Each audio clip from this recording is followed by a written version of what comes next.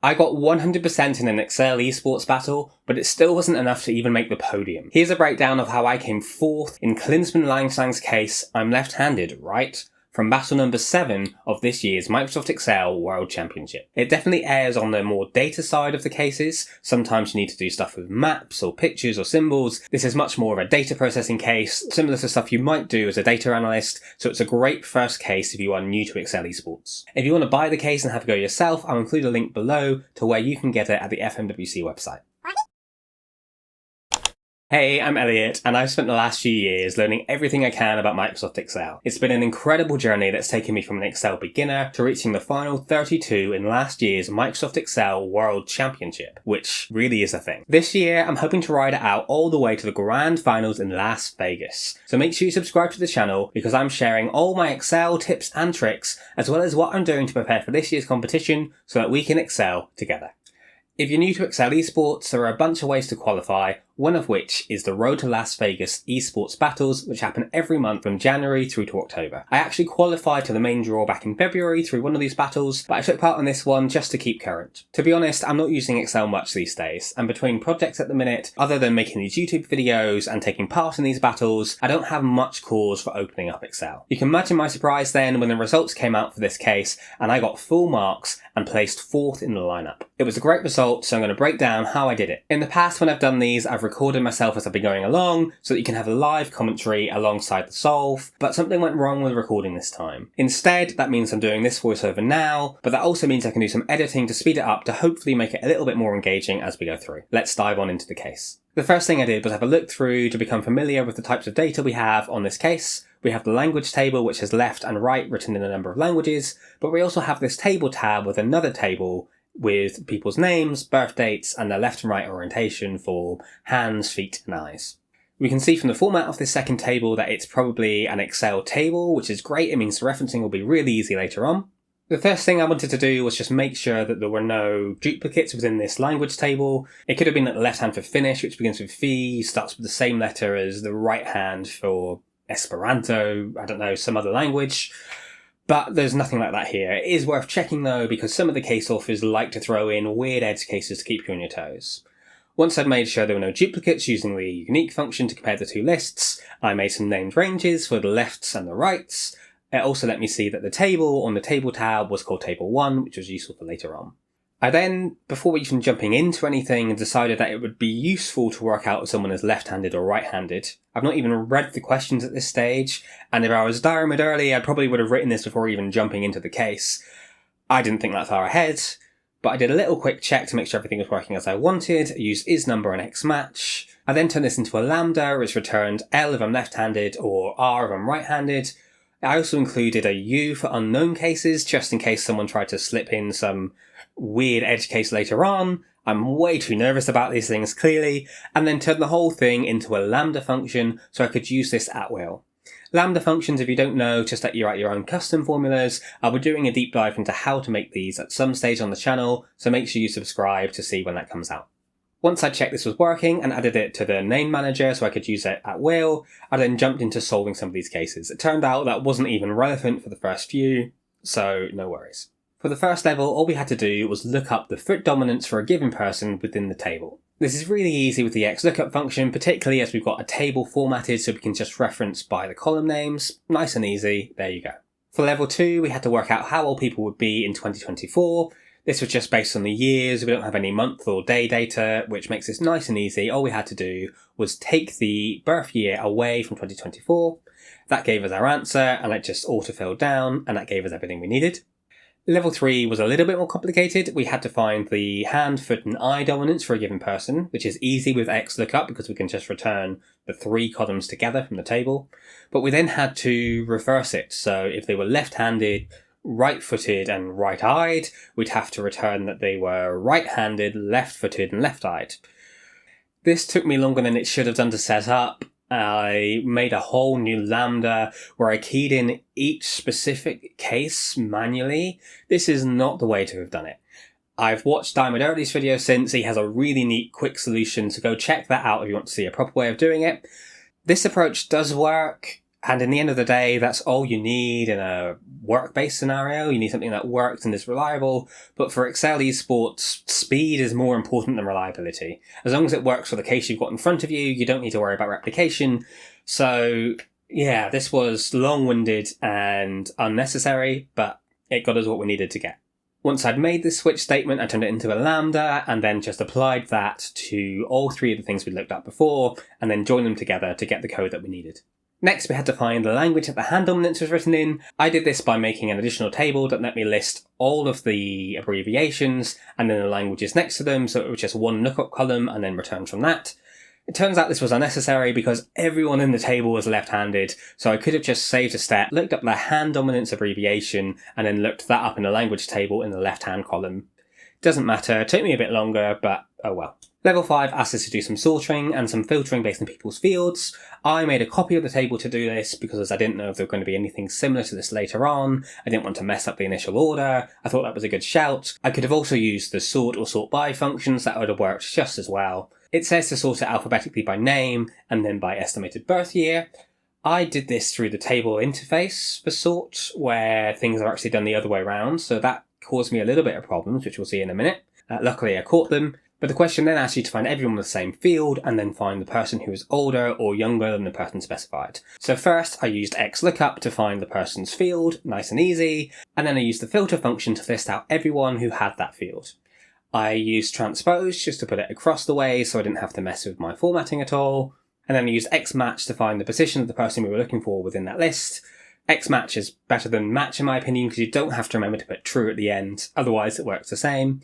Then I used the older and younger thing to work out whether we were adding one or taking one away from that index, and then simply did index with our filtered array with that new index to work out the person that we needed. But this didn't give me the result I wanted for the example because I'd done the sort thing the wrong way round, even though it was the right way round. A little bit confusing, so I went back and looked at the question, looked at the table. Then I realised that they meant sorting them through the actual table itself with the drop-down menus, and if you do it that way, it's the reverse of what you do in that helper wizard. Once I sorted that out, things seemed to be working, so on I went to the next question. Level 6 added a new challenge into the problem.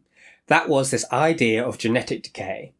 I don't think this is a real thing. I think on the live stream, Klinsmann said that he made this up to try and add some interest to the case. But basically, you're born with a genetic decay ratio. Every year that gets worse. And once you reach a certain level of genetic decay, your eyes switch dominance. All we had to do was work out in which year did they switch dominance. This is a little bit complicated. It doesn't increase at all for your first 20 years. And then from your 21st year, it increases by 10% every year. If you are left eye dominant, by the time it reaches 3, your eyes will swap, but if you are born right eye dominant, it has to reach 7 before your eyes will swap. I had to think about this for a minute. I knew that this was basically compounded interest, so we wanted A equals B times 1.1 to the power of how many years, but the number of years that we wanted was the value we wanted, so A was either 3 or 7, and then B was their original genetic decay, 1.1 is what we need. I thought there must be some inbuilt function for working out how many years on a compounding thing already in Excel with all the financial people that use it, but I don't know what it is. I don't work in finance. What I do know, though, is that I used to be a maths teacher, so I know how to unravel this. So I made some notes. This is actually my post-it of notes I was making through the case. Hopefully you can see that there.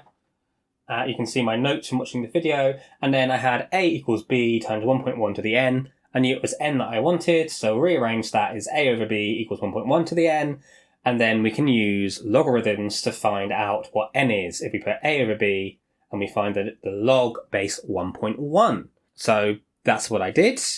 I looked to see if there was a log function. There is. I paused to read whether or not it would let me specify my own base. It does.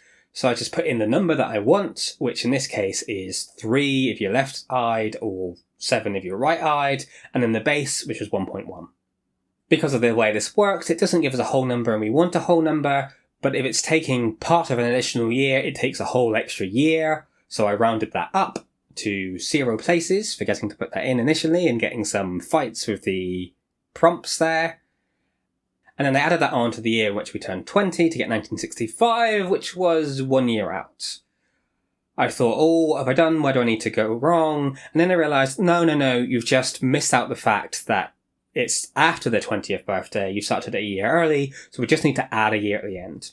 I thought at the time I might lose points for this, I might have missed something, but I'm going to go for it because I don't have a lot of time left. There's only 10 minutes and I've not even started on the bonuses, let alone level 7. I did, however, do a quick little check of reverse engineering just to check that this was working how I needed to. I didn't do it for all levels, but just for the example. Level 7 then built on level 6, so I was glad to have a solution in, even if I wasn't sure it was correct.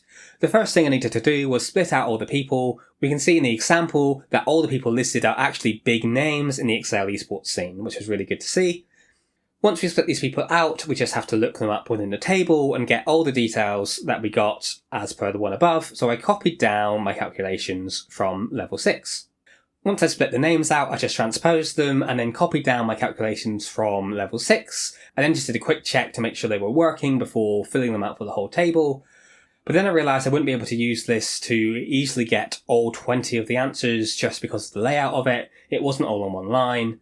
And I realised I had a couple of different options. One would be to try and rework the whole way it was doing to try and condense it down into 1 or 2 calculations. But the other way would be to use data tables, which I thought would be a neat solution as it would mean I didn't have to go back and change anything. If it works, it works. In this scenario, just keep moving. If you've not seen data tables before, don't worry. At some stage I will do a video on them, but I will give a brief explanation in a minute when we get there. But basically, we've got this index value in cell N245, and we're going to use this to tell it which input we want for our solution here. Once we've got that set up and everything referencing that, we just want to sort our names by the year, as it says in the question, take the first letter of each of those names, and find the average age at which they change dominance. We can then join these together to get the format we need, using concatenation, text join, whatever floats your boat. I then set up the data table, so I've got the calculation which gives us what we need, and then use sequence to get the numbers 1 to 20, because that will get us the inputs we need. Then we go to data, what if, data table, and I put in the row index that was changing, and something went wrong. It took me a bit of clicking around, a bit of testing, and then I realised I was just making a big mistake. For this setup of data table, I wanted the column input. What this is saying is if we were to change a particular cell using the inputs from the mini table we've highlighted, what would the results be? We've got our calculation on top, so that's on the row. So we don't want to have a row input cell because we just want the same calculation for everything. What we want to change is the column input cell, which is N245. If we do it properly, then we get the results we need. We get a 5-letter, 2-digit code, and we can just pop that into our answers as required. Finally, I had about 4 minutes, 45 seconds left, but I realised I'd not actually input any of my answers onto the online portal by this stage, so I started copying things across frantically. This left me with about 4.5 minutes to try the bonus questions, and I thought it was worth giving them a go, because based on how I'd found it, I was sure other people were going to smash through all the levels as well as those bonuses, and I wanted to be in with a chance of one of those top spots. That first one is pretty easy. It wants the name of the person with the lowest genetic decay from the fiction field. So I simply filtered the name and genetic decay values from the table based on people who were in the fiction field, and this gave us 2 answers, Ned Flanders and Link had the lowest genetic decay, so there was our answer. Bonus 2 wanted us to find how many left dominant occurrences there were across all 3 hand, foot and eye fields. So I used toCol to put all 3 of those fields into one column, used my custom function to work out whether they were left or right, and then counted the number of L's within that list. Bonus 3 wanted us to find the least common language within a table across all 3 dominances. This lets us use the same 2-column list we had before, and if I was thinking about it, I probably should have used the little language table made off to the right. Instead, I did a nested X lookup to find out which language it was. I then used the unique function to get the list of languages, although again I could have probably just used the language table to help with this, and then used countif to find out how many times each one of these was used, which told us that Finnish was the least used with 20 times. Bonus 4 wanted us to find which alphabet letter didn't appear in any of the level 5 answers. It said to consider capitals and lowercase as the same, but not to include the example. To do this, I split each answer into individual letters using the mid function, and then I was under pressure, so I just wasn't thinking straight. What I should have done is created a list of all the letters from A to Z, and then used that to count each thing against it. But instead I panicked, I was autofilling the wrong things, I had the timer about to run out, I didn't know what was happening. Somehow I managed to stumble my way through to an answer, but it took me some time. The timer ran out, which was fine, because I do always build in 2 minutes 30 of time as a buffer zone to actually go and copy my answers across. And it just took me far too long. By the time I realised what I was actually meant to be doing, I had to go through the alphabet manually to find which one didn't appear. So you'll see me in a minute going through the list, going A, B, C, D, E, F, G, till I realised that Q wasn't in there, which I probably could have just guessed. Luckily, bonus 5 was a lot easier by comparison. All I had to do was find the last year someone would change I dominance. To do this, I just pulled through all the names from the table and applied the calculations I'd used on level 6, and then simply did a max on the year that they changed dominance at the end. This gave me the answer I wanted, so I quickly copied that across to the submission sheet, uploaded my file, and submitted. And that's how I came fourth. Despite scoring 100%, my silly mistake slowed me down and kept me from reaching that podium. I would really recommend joining in with Excel Esports if you are the Excel office guru. It's a great way to strengthen your skills, put them to the test, and have a bit of fun. It uses creative thinking and is a great way to really test some of the newer features of Excel. I've got all sorts of videos on how I explore older cases as well as the tips and tricks that I use on my channel, and I'm in the middle of making a couple of videos explaining how I approach different Excel esports scenarios on a more abstract level. It'd be great if you could join me for one of those. Thank you so much for watching. Until next time, keep excelling.